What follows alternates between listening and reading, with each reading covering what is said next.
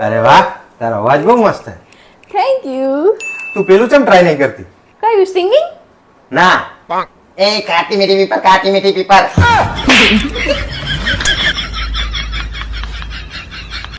આ મેં તને બાચ્યા સિવાય આવડે શું? આ તો એના માટે આવડે જ જોવે. બાજવાનું કઈ ઇનામ નહીં થઈ જતું. વર્ષો જૂની તમારી નાની નાની ભૂલો હોય ને તે યાદ રાખવી પડે હે. ન જાણે કેવા કેવા મોઢા કરવા પડે હે ને વગર કારણનું રિહાવ પડે હે. તોય વાત ના બને ને તો ખોટા ખોટા આહુડા પાડવા પડે હે.